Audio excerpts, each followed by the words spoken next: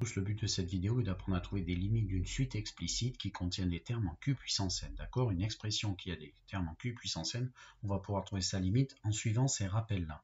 Donc je vous en fais 4, les 4 cas possibles. Si le nombre q est inférieur ou égal à moins 1, alors la limite de q puissance n n'existe pas. D'accord? Par exemple, pour moins 1, suivant la parité de n, ça alternerait entre moins 1 et 1. Donc il n'y a pas de limite dans le cas où q est inférieur ou égal à moins 1. Cas que l'on va utiliser assez souvent. Si q est strictement dans la fourchette moins 1, 1, alors la limite de q puissance n en infini va toujours être de 0. Si q fait 1, c'est pas très intéressant, 1 fois 1 fois 1 fois 1, un grand nombre de fois, va toujours donner 1, ce cas sera peu vu. Et le dernier, si le nombre q est strictement au-dessus de 1, alors la limite de q puissance n sera de plus l'infini. On va surtout utiliser les deux qui sont en rouge. Alors, premier exemple que je vous propose de faire, il faut, alors bien sûr vous pouvez faire pause et chercher toute la série, il faut à chaque fois appliquer l'une de ces propriétés, d'accord, essentiellement les 2 et 4. Compléter les trous.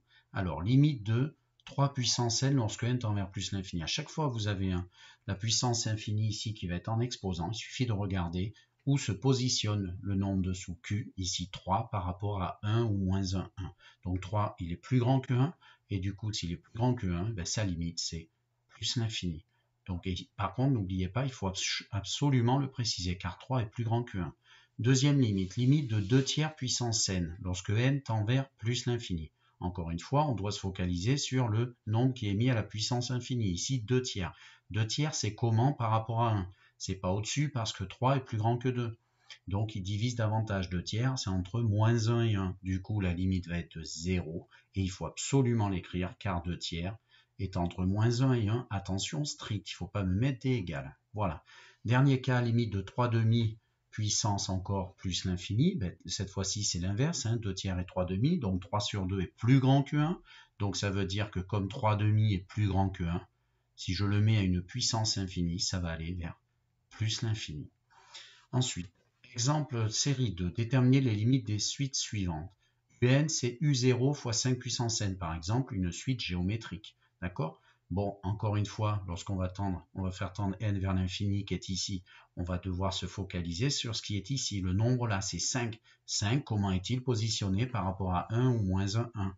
Eh bien, 5, il est plus grand que 1. Donc, s'il est plus grand que 1, ce tout va aller vers plus l'infini. Mais faites bien attention, parce que devant, il y a un multiplicateur constant par U0. Eh bien, ça dépend quel est son signe. Donc, je vous affiche la correction. 5 est plus grand que 1, donc effectivement la limite de 5 puissance n sera bien de plus l'infini. Et donc la limite de un par multiplication par u0, eh bien ça va être plus l'infini si le premier terme u0 il est strict plus, sinon ça sera moins l'infini, donc faites attention.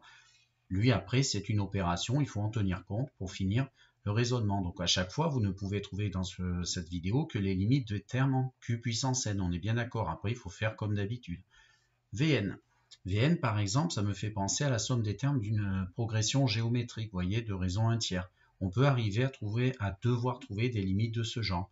Donc, je dois trouver la limite de ceci. En fait, regardez, le n est ici. Donc, en fait, ça revient à trouver la limite de ce 1 tiers puissance n. 1 tiers, comment est-il? Il est entre moins 1 et 1. Donc, si 1 tiers est entre moins 1 et 1, ça veut dire que ce 1 tiers puissance infinie va aller vers 0. Donc, je vous l'ai écrit, moins 1 et 1 encadre 1 tiers, donc la limite de 1 tiers puissance n va aller vers 0, et si ceci va vers 0, et bien après la limite finale c'est que du calcul, 1 moins 0 en haut ça va aller vers 1, en bas 1 moins 1 tiers ça fait 2 tiers, donc on a 1 sur 2 tiers, en français courant ça se dit l'inverse de 2 tiers, c'est donc 3 demi. Voilà, donc la somme Vn va aller vers, l'expression de Vn va aller vers 3 demi. Dernier exemple pour terminer, Wn est défini par cette somme, et je vois qu'il y a des n ici, n au carré. Là, on a 1, 0, 1 puissance n. Encore une fois, cette fois-ci, attention, ça c'est comme avant. Ça va utiliser exactement cette vidéo. 1, 0, 1, comment est-il? Eh bien, il est plus grand que 1. Et là, on a moins 0,99 qui va être à une puissance infinie. Donc, encore une fois, où est-il? Eh bien, il est entre moins 1 et 1. Donc, je vous affiche les calculs que l'on va compléter ensemble. Et du coup, ça donne limite de n carré lorsque n tend vers plus l'infini. Eh bien, ça fait plus l'infini. Le 1, 0, 1, il est plus grand que 1, j'oublie pas de le dire, c'est absolument capital, c'est l'argumentation. Donc la limite de ceci, de 1, 0, 1 puissance infinie va être de plus l'infini. Ensuite, le moins 0,99, il est bien entre strictement moins 1 et 1. et donc sa limite va être de 0 par opération. Wn ira vers plus l'infini, somme de 2 plus l'infini.